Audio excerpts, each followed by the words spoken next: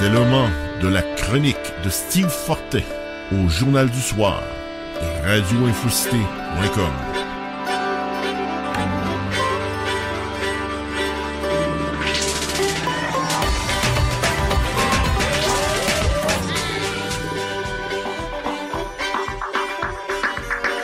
Et voici votre animateur, François Saint-Louis. Je pense, Steve, que nous avons déjà Alex Tirel. Est-ce que vous êtes là, M. Tirel? Steve, il est Ah, bon, excellent. Donc, je disais, je présentais un peu, je mettais la table un peu pour notre entrevue, Alex. Ce que je disais, c'était que je trouvais que le Parti vert du Québec, récemment, n'avait pas eu la part qui lui revenait de couverture médiatique. Quand on regardait les résultats dans certaines des partielles, il est arrivé parfois d'avoir plus de votes qu'Option nationale. On entend moins parler de vous. Il y a eu aussi un changement qui s'est opéré. On n'est plus dans le Parti vert du Québec du temps de Daniel Breton. C'est complètement différent maintenant. Le Parti vert du Québec assume pleinement sa position fédéraliste et veut aussi se poser en option, non seulement sur des questions environnementales, mais comme option progressiste aux gens qui, justement, parfois sont des progressistes fédéralistes. Donc, j'espère que je mets la table. C'est à peu près ça, M. Tirel? Oui, c'est à peu près ça. Hein? OK. Donc, j'aimerais, comme j'ai fait avec Sol Zanetti tantôt d'Option nationale, j'aimerais que vous nous expliquiez quels sont les thèmes autour desquels vous voulez articuler votre campagne, vous, dans Gouin. Quels sont les thèmes principaux sur lesquels vous voulez qu'on s'arrête? Nous autres, ce qu'on veut expliquer aux électeurs dans la parcelle de Gouin, c'est qu'il existe une option fédéraliste de gauche et que le mouvement souverainiste n'a pas le monopole sur la politique de gauche. Donc, comme vous avez dit, ça, c'est la première fois que on se présente dans un rendez-vous électoral depuis que la position fédéraliste est adoptée. Donc, on veut vraiment expliquer ça et aussi expliquer notre programme éco-socialiste. Parce que quand beaucoup de gens y pensent au Parti vert, ils croient que c'est un parti qui traite de l'environnement, mais pas grand-chose à part ça. Et ce qu'on fait au Parti vert du Québec depuis mon arrivée à la tête du parti en 2013, c'est de vraiment présenter un programme complet sur l'ensemble des enjeux, clairement situés à gauche. Donc, pour nous, l'environnement va toujours rester priorité numéro 1, mais c'est très important de défendre le système de santé publique, d'accès aux études, les programmes sociaux en même temps.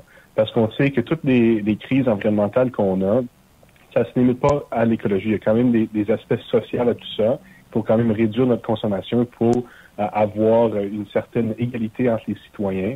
On voit que le 1% devient de plus en plus riche, alors que le 99% est en déclin. Donc, il faut vraiment faire un réajustement dans la société québécoise. Puis, c'est une question de changer le système, en fait. OK. C'est drôle, M. Tirel, j'ai l'impression d'entendre quelqu'un qui pourrait, par exemple, se positionner chez Québec solidaire. Si on enlève la question nationale, ce discours-là que vous tenez est quand même très proche de celui des solidaires, non? Oui, c'est certain que le Parti vert du Québec a beaucoup en commun avec le programme de Québec solidaire, à part l'indépendance, évidemment, mais aussi sur des enjeux de diversité. On a vu que Québec solidaire avait une position quand même un peu ambiguë là, sur la Charte des valeurs et qu'ils veulent quand même interdire le port des signes religieux là, pour des juges, procureurs de la couronne, policiers, etc. Alors, nous autres, on n'appuie pas cette position-là. On croit que le Québec ne devrait pas restreindre la liberté de religion.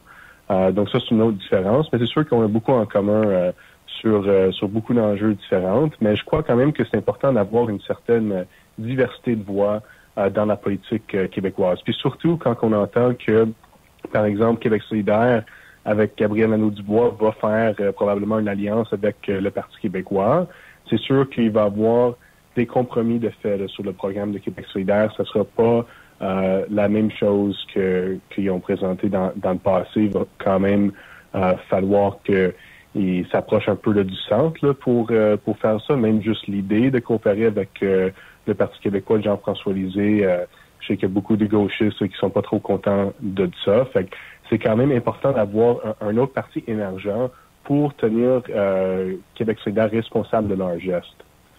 Il y a une partie de moi, quand je vous écoute comme ça, expliquer un peu votre positionnement, si on veut, non seulement idéologique, mais en même temps aussi votre positionnement sur l'axe politique québécois. Il y a bien des gens avec qui j'avais parlé. Il n'y en a pas beaucoup qui ont écrit autant que je l'ai fait sur le NPD Québec. Je regardais Pierre Ducasse du NPD au fédéral et comment il tentait il a mené beaucoup d'assemblées là quand même dans les derniers mois où il tente de mettre sur pied son parti, le NPD Québec fédéraliste de gauche et encore une fois, je vois là aussi poindre une autre option pour les fédéralistes de gauche et il y en a aussi, il y en a au NPD, on le sait, de sondage en sondage, ça peut osciller même jusqu'à 40-45% de gens qui, faute de mieux, étant progressistes, choisissent Québec solidaire en dépit de sa position sur l'indépendance. Donc, vous allez vraiment courtiser ces gens-là et même d'Angouin. Oui, exactement, parce qu'on voit dans les sondages d'opinion détaillés qu'à peu près 47% des électeurs de Québec solidaire n'appuient pas le projet souverainiste. Donc, c'est sûr qu'il y a beaucoup de monde qui votent pour Québec solidaire malgré cette position-là. Il y a beaucoup de gens des gens fédéralistes surtout, qui votent pour le Parti libéral du Québec parce qu'ils ne voient pas une autre option fédéraliste. Donc, c'est sûr que le Parti vert, en présentant un programme fédéraliste de gauche, mais on risque de gagner beaucoup de soutien des anciens électeurs et électrices de Québec solidaire et du Parti libéral du Québec. Petite question technique. J'ai remarqué tantôt, peut-être que c'était moi qui ne l'avais pas vu, j'ai remarqué que la dénomination du parti comme tel avait changé. Donc, c'est Parti vert du Québec, Green Party of Quebec. Ça, me semble-t-il que ça faisait quand même longtemps que je n'avais pas regardé, mais ça, est-ce que ça a été changé auprès du directeur général des élections? C'est suite à votre arrivée, c'est en 2013? Non, pas du tout. C'était toujours comme ça? Bilingue. Je peux pas vous dire l'année exactement, mais okay. Bien avant mon arrivée, c'était déjà un nom bilingue officiel. OK. Et j'imagine que vous allez aussi vous adresser, parce qu'il y a une proportion de la population d'Angouin qui justement là qui est plutôt bilingue. Il y a des anglophones là-dedans aussi, des allophones pour lesquels l'anglais parfois est la langue première. Donc vous allez aussi vous adresser à ces gens-là. Et du point de vue, en tout cas, l'analyste en politique québécoise que je suis, quand je regarde ça, je commence à trouver que ça fait pas mal d'options quand même pour quelqu'un qui est progressiste et qui est fédéraliste au Québec. Je nommais justement, donc, et vous le disiez, c'est très légitime de le dire, on parlait du Parti libéral qui en recueille. Il y a des gens qui se bouchent le nez et votent pour ce parti-là, faute de mieux. Il y avait au NPD des gens qui s'accommodent d'une position sur l'indépendance, peut-être qu'ils ne voient pas. Donc, ce sera l'opportunité pour vous vraiment de faire campagne et de viser ces électeurs-là. Oui, exactement. Puis, au niveau du NPD Québec, c'est quelque chose qu'on a entendu parler depuis des années. Là, vraiment, moi, j'étais impliqué au NPD Québec entre, je veux dire, le NPD fédéral là, au Québec en 2006 et 2011. J'ai participé dans la vague orange et tout ça. Donc, je connais quand même bien le parti NPD fédéral. Mais l'idée du NPD Québec est pas nouvelle. Ça a déjà existé dans le passé, puis il y a déjà eu des discussions pour le remettre en place depuis au moins 2006. Et jusqu'à présent, ça n'a jamais vraiment fonctionné. Et il faut savoir aussi que le parti NPD Québec qui voudrait fonder n'a pas l'appui du NPD fédéral. Autant le leadership de ce parti que les députés qui sont à la Chambre des communes, il n'y en a pas une qui a exprimé son appui pour le NPD Québec. Et de ce notre analyse au Parti vert, c'est que ce parti-là ne sera pas présent aux élections en 2018. Là. Très intéressant. OK, je suis vraiment intéressé de savoir que vous avez fait cette analyse-là. Je suis pas mal plus vieux que vous, M. Tirel, et je vous dirais que dans l'élection québécoise de 1994, j'avais été candidat pour le NPD Québec d'alors. Ah oui. Ça n'avait absolument rien à voir avec le NPD Québec d'aujourd'hui, compte tenu que le président de ce parti-là était Paul Rose et que sa position était résolument indépendantiste, en tout cas, mais les débats qu'on avait eus dans ce parti-là à ce moment-là avaient été épiques parce que, et ça a toujours été le cas dans la gauche québécoise de toute façon, cette question-là a divisé, mais on pourrait s'en parler longtemps. Permettez-moi maintenant de revenir un peu dans la partielle de Gouin, vraiment là, précisément. Donc, quand vous allez faire votre porte-à-porte et que vous allez rencontrer, parce que Gouin, c'est quand même un bastion indépendantiste. Il y a beaucoup de gens qui sont indépendantistes. Qu'est-ce que vous allez dire à ces gens-là pour leur dire, cette fois-là, votez pour la gauche fédéraliste, votez pour moi? C'est sûr que le Parti vert du Québec, comme j'ai dit, a un programme quand même très complet. Là. Donc, il y a beaucoup d'aspects en dehors. Surtout qu'en 2014, le Parti vert en élection générale, là, on avait la neutralité là, sur l'indépendance. Donc, c'est sûr qu'on est semblable à Québec solidaire, mais le Parti vert va toujours mettre priorité numéro 1 pour l'environnement. Et c'est difficile de penser que Québec solidaire pourrait faire toute la transition énergétique et tout le changement de système qu'on sait on a besoin là, pour lutter contre les changements climatiques et faire l'indépendance du Québec en même temps. Donc, à quelque part, c'est une question de priorité. On peut pas tout faire, il faut s'attaquer aux problèmes les plus urgents et je pense que la crise environnementale est beaucoup plus urgente que l'indépendance du Québec. On a aussi des positions sur la gratuité scolaire, par exemple, l'accès aux études. On veut avoir des soins dentaires gratuits pour tout le monde. Donc, c'est vraiment une question de remettre le bien-être des citoyens au cœur de l'ensemble des décisions qui sont prises par le gouvernement. OK. Et un dernier thème sur lequel j'aimerais qu'on s'arrête, vous et moi. Je suis content que vous parliez de transition énergétique et de cette question-là.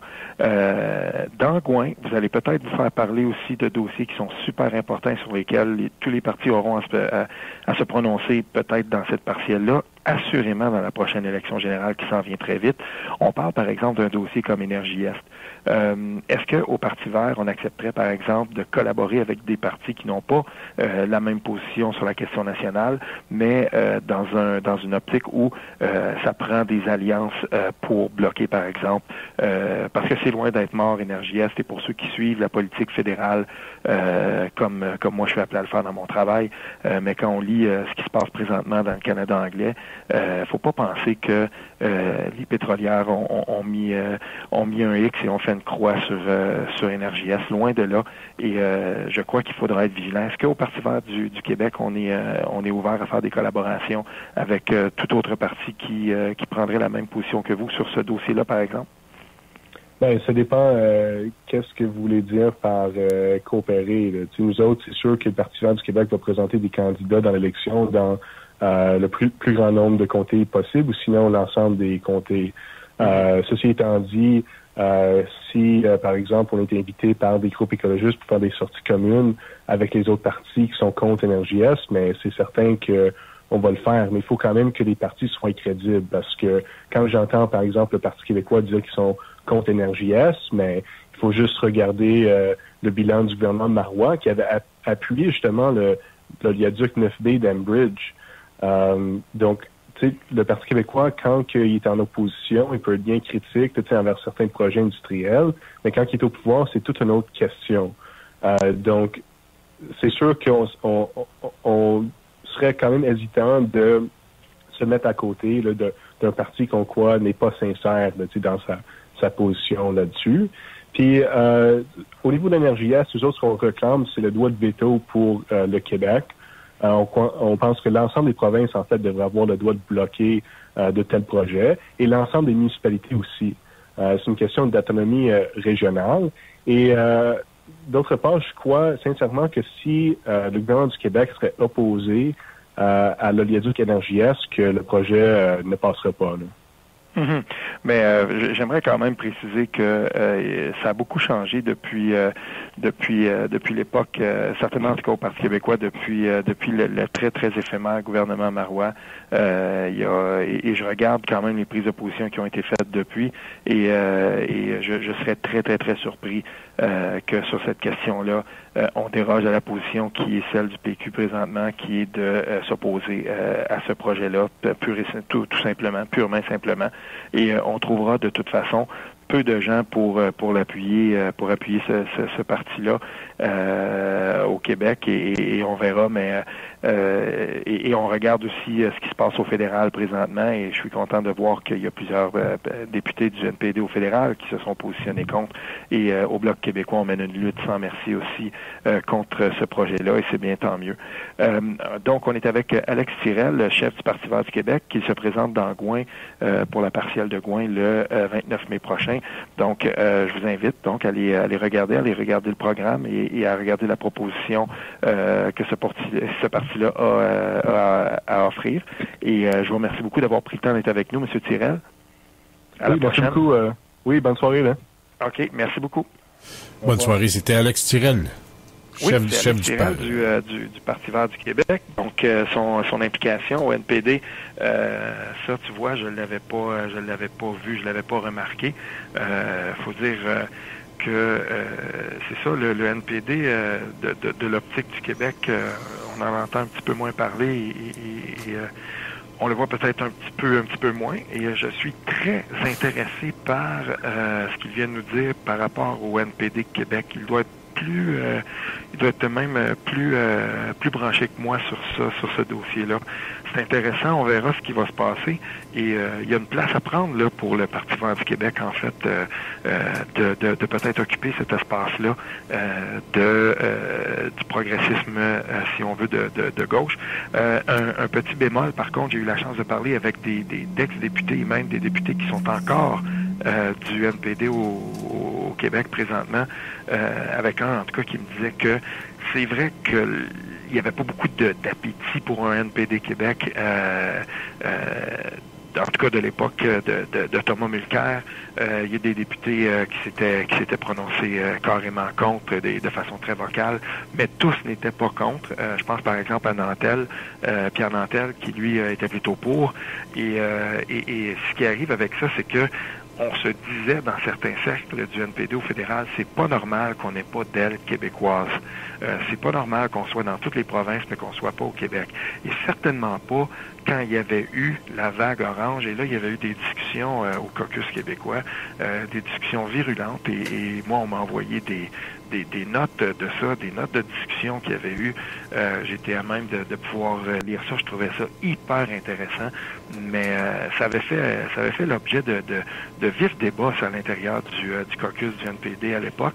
Et ce qui se passe, c'est que à partir du moment où Thomas Mulcair est devenu le chef du parti, il y avait toujours cette position-là qu'on ne voulait pas, et c'était partagé par plusieurs députés au NPD fédéral. On ne voulait pas diviser le vote fédéraliste au Québec en présentant une offre, par exemple, forte, crédible du NPD qui aurait favorisé les indépendantistes. Et on le sent ça aussi dans le discours de M. Tirel. Cette question-là, donc, le Parti vert du Québec assume pleinement maintenant, si on veut, sa préférence, pas sa préférence, en fait, sa prise de position résolument fédéraliste. Et on le voyait aussi quand il a parlé de la Charte des valeurs. Pour lui, si la proposition de Québec solidaire va trop loin, on est carrément dans le multiculturalisme de Trudeau. Donc, ça sera aussi à considérer. Mais pour ce qui est des questions environnementales et sur l'écosocialisme, là, il y a là quelque chose d'assez intéressant aussi à explorer. Donc, voilà, c'était notre segment où on c'est intéressant. Ces gens-là, puis c'est intéressant de le faire. C'est intéressant aussi de savoir que le Parti vert du Québec est un parti fédéraliste. Ça, je ne le savais pas. Je te dis, je l'apprends ce soir en même temps que peut-être, probablement. C'était la neutralité en 2014 pour l'élection de 2014. Puis il y avait toujours eu quand même une certaine ambiguïté de ce côté-là aussi. Il y avait des gens qui étaient plutôt indépendantistes au Parti vert du Québec. Il y avait d'autres gens qui l'étaient, mais pour qui c'était pas la fonction première. C'était pas la. Salut, bonne fin de journée. C'était le Journal du soir sur radioinfocité.com avec François Saint-Louis. Pour tout commentaire, nous vous invitons à nous écrire info@radioinfocité.com.